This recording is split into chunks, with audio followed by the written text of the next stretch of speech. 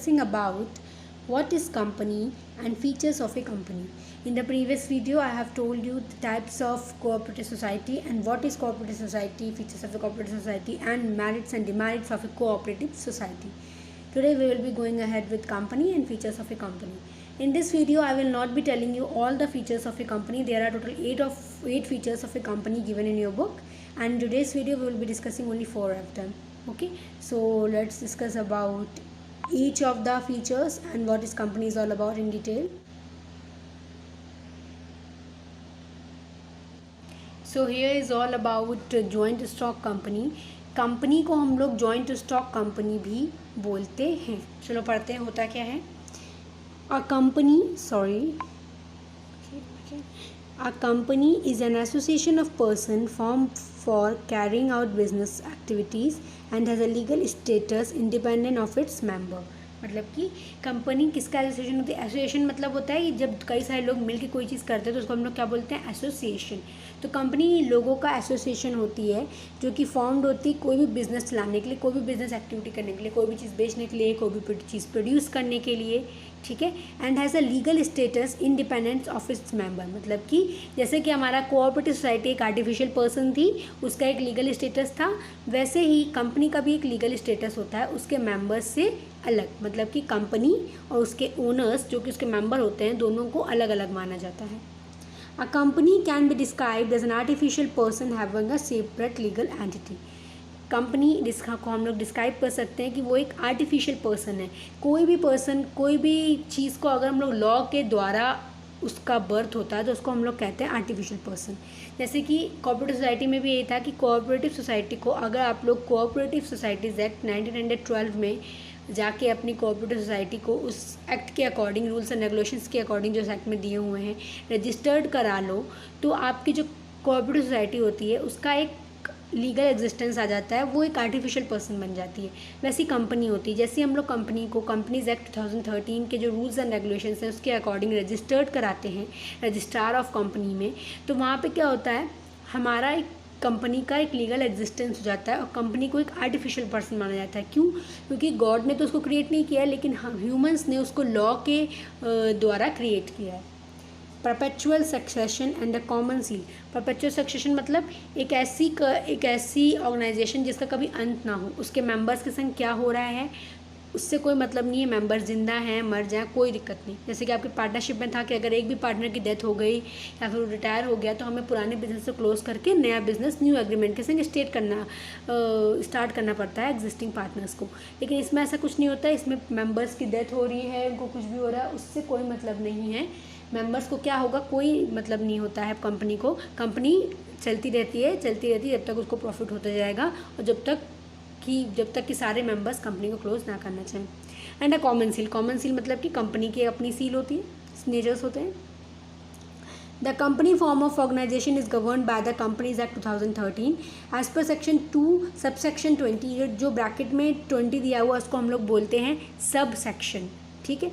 और जो बाहर 2 दिया उसको बोलते हैं सेक्शन 2. तो कंपनी एक्ट जो है वो कौन से एक्ट के द्वारा गवर्न किया जाता है, कंपनीज एक्ट 2013 के द्वारा. अब जो कंपनीज एक्ट में एक प्रोविज़न दिया हुआ है, एक सेक्शन दिया हुआ है जिसमें कुछ रूल लिखे हुए हैं, कंपनी क्या होती है लिखा हुआ है. As per section 2 subsection 20 of the act 2013, a company means company is incorporated under this act and और any other previous company law. Company का मतलब कोई भी ऐसी कंपनी जो इस एक्ट के रूल्स एंड रेगुलेशंस को ध्यान में रख के बनाई गई हो या फिर किसी भी प्रीवियस कंपनी लॉ के रूल्स एंड रेगुलेशंस को ध्यान में रख के बनाई गई हो. क्योंकि कंपनीज एक्ट 2013 क्यों लिखा गया है, 2013 में जो कंपनीज एक्ट 1956 में सबसे पहले बार आया था, उसके बाद उसमें अमेंडमेंट होते गए, मतलब कि चेंजेस होते गए और वो दोबारा रिन्यू होके आता गया. अब जब अभी रिसेंटली वो रिन्यू हुआ है, चेंजेस होके आया है, वो 2013 में आया था, इसलिए हम लोग उसको बोलते हैं कंपनीज एक्ट 2013. अगर 2013 से जितनी भी पहले कंपनीज बनी होंगी वो कंपनीज एक्ट 1956 के रूल्स एंड रेगुलेशंस के अकॉर्डिंग बनी होंगी, तो क्या उनको कंपनी नहीं माना जाएगा? नहीं, उनको भी कंपनी माना जाएगा. इसीलिए यहाँ पे लिखा हुआ है ये वाला और एनी अदर कंपनी लॉ. किसी भी अदर कंपनी लॉ के रूल्स को फॉलो करके या फिर कंपनीज एक्ट 2013 के रूल को फॉलो करके अगर हम लोग कोई भी कंपनी फॉर्मुलेट करते हैं, इनकॉर्पोरेट करते हैं, तो that particular form is known as a company और joint stock company. Okay. The shareholders are the owners of the company, while the board of directors is the chief managing body elected by the shareholders. अब जो आपके share holder आते हैं, आपने देखा होगा कई बार होता है कि इसके शेयर्स के मार्केट में डेन कम हो गया। क्या होता है एक्चुअली, कंपनी में बहुत सारा पैसे की ज़रूरत होती है, तो जो ओनर्स होते हैं वो क्या करते हैं, अपनी उस कैपिटल को छोटे छोटे पार्ट्स में डिवाइड करके और फिर जो है मार्केट में उसके लिए शेयर्स इशू करते हैं कि आप हमारी कंपनी का ये शेयर सर्टिफिकेट लीजिए और हमारी कंपनी को इतने पैसे दे दीजिए, तो आप भी हमारी कंपनी में एज अ ओनर हो जाओगे। ठीक है, इस तरीके से क्या होता है, कंपनी अपनी कैपिटल इकट्ठा करती है। तो कंपनी के जो शेयर होल्डर होते हैं वो कंपनी के ओनर्स होते हैं, जबकि जो बोर्ड ऑफ डायरेक्टर होते हैं वो मैनेजिंग बॉडी होते हैं जो कि शेयर होल्डर्स द्वारा इलेक्ट किए जाते हैं। Usually the owners exercise an indirect control over the business. Owners एक इनडायरेक्ट कंट्रोल बिजनेस पे एक्सरसाइज करते हैं, मतलब कि शेयर होल्डर्स का भी कुछ ना कुछ कंट्रोल होता है बिजनेस पे। अगर शेयर होल्डर कोई चीज़ नहीं चाहते हैं, वो लोग एक साथ वोट करके उसके अगेंस्ट बोलते हैं, तो कंपनी वो चीज़ नहीं करती है। The capital of the company is divided into smaller part called share. मैंने कहा था कंपनी की जो कैपिटल होती है वो छोटे छोटे पार्ट में डिवाइड होती है, जिसको हम लोग शेयर्स बोलते हैं। Which can be transferred freely from one share holder to another person except in a private company. Shares को हम लोग एक पर्सन दूसरे पर्सन को अपने शेयर बेच सकता है। जब वो शेयर बेचेगा एक पर्सन अपने दूसरे पर्सन को, तो दूसरा पर्सन जो उसे शेयर खरीद रहा होगा उसको उतने ही शेयर के पैसे दे देगा।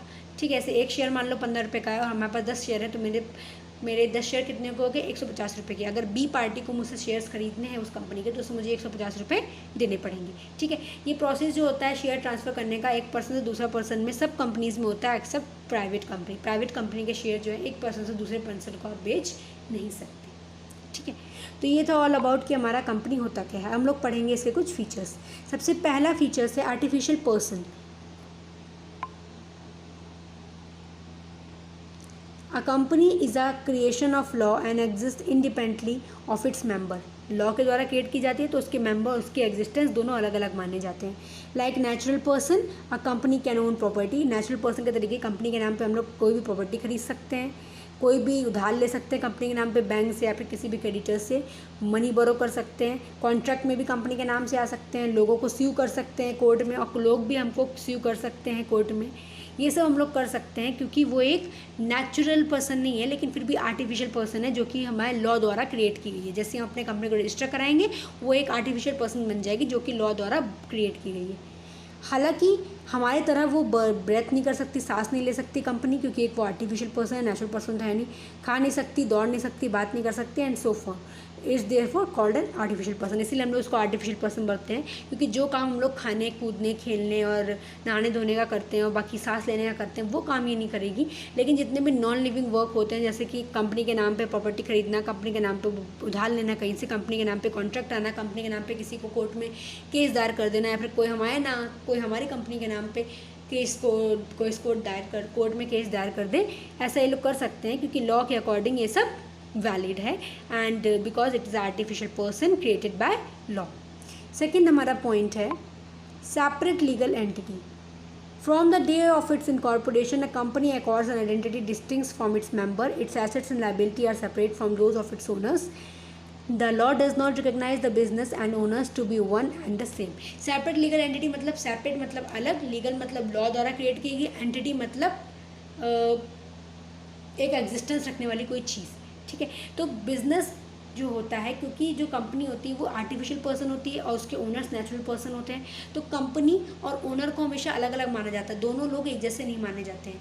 ठीक है, कंपनी के ओनर अलग होते हैं और कंपनी अलग होती है। अगर हम कंपनी के नाम पे उधार ले रहे हैं तो कंपनी को ही चुकाना होगा, ना कि उसके ओनर्स की लायबिलिटी होगी कि वो उसको चुकाए उधार को। ठीक है, इसीलिए कंपनी की जो ओनर्स होते हैं उनकी एसेट्स और लायबिलिटीज डिफरेंट होती हैं कंपनी से। ठीक है, फोर्थ हमारा जो वो फीचर है वो है formation. The formation of a company is a time consuming expensive complicated process. Company form करना बहुत एक्सपेंसिव और कॉम्प्लिकेटेड प्रोसेस है। It involves the preparation of several documents. हमको कई सारे डॉक्यूमेंट्स बनाने पड़ते हैं कंपनी को बनाने के लिए, और कई सारे लीगल चीज़ों को भी फॉलो करना पड़ता है। The requirement before it can start functioning. Incorporation of a company is compulsory. Incorporation मतलब कंपनी को रजिस्टर्ड कराना अंडर द कंपनीज एक्ट 2013 और किसी भी प्रीवियस कंपनी लॉ में बहुत ज़्यादा इंपॉर्टेंट है। As stated earlier, such companies which are incorporated under Companies Act 1956 or any other company law shall be included in the list of companies. As I told you, क्योंकि companies law जो है 2013 में amend हुआ है और सबसे पहले वो 1956 में आया था। तो अगर कोई भी कंपनी 1981 में बनी है तो वो 1956 के रूल्स के अकॉर्डिंग बनी होगी। तो फिर भी उसको कंपनीज जितनी भी हैं इंडिया की कंपनी या फिर वर्ल्ड की कंपनीज, उस लिस्ट में उसको इंक्लूड किया जाएगा इंडिया की कंपनी के लिस्ट में, क्योंकि वो किसी और कंपनी लॉ को फॉलो कर रही है, लेकिन कंपनी लॉ को फॉलो करके ही बनी है। भले ही 2013 के लॉ को फॉलो ना करें कंपनीज एक्ट 2013 को, लेकिन अगर वो किसी और कंपनीज एक्ट या फिर कंपनी लॉ को फॉलो कर रही है तो भी वो कंपनीज लिस्ट में शामिल हो जाएगी। लास्ट हमारा आज का पॉइंट है डिस्कशन का, परपेचुअल सक्सेशन। परपेचुअल सक्सेशन मतलब a company being a creation of the law can be brought to an end only by law. Law के द्वारा ही हम लोग केवल कंपनी को एंड कर सकते हैं।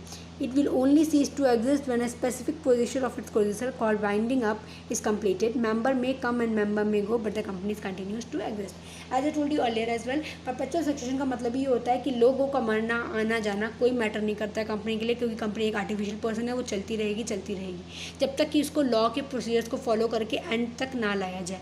लॉ के प्रोसीजर को फॉलो करके एंड तक कैसे लिया जाएगा? Winding up. वाइंडिंग अप एक टर्म होता है, जब हम किसी भी कंपनी को बंद करते हैं हम लोग कहते हैं कि हम कंपनी को वाइंड अप करने जा रहे हैं, बंद करने जा रहे हैं। तो उसको वाइंड अप करने के लिए कई सारे लीगल प्रोसीजर्स होते हैं जिसको सारे मेंबर्स को फॉलो करना होता है, उसके बाद ही कंपनी बंद हो सकती है। भले ही ठीक है, नहीं अदरवाइज़ हम उसको बंद नहीं कर पाएंगे। हमें कंपनी को बंद करने के लिए लीगल प्रोसीजर्स फॉलो करने पड़ते हैं। इस प्रोसेस को हम लोग बोलते हैं वाइंडिंग अप। ठीक है, मेंबर्स के मरने या फिर जीने से कोई फ़र्क नहीं पड़ता। तो आज के क्लास में हम लोग इतना ही पढ़ेंगे, तो आप लोग नोट्स बनाते रहिएगा, ठीक है, क्योंकि नोट्स बहुत इंपॉर्टेंट है। ओके, सो आज के लिए इतना ही। नेक्स्ट वीडियो में हम लोग पढ़ेंगे जो हमारे left over features of a company है and merits and demerits of a company. Till then video को देखिए और अगर कोई भी प्रॉब्लम हो तो उससे पूछ लीजिएगा। Thank you and have a nice day.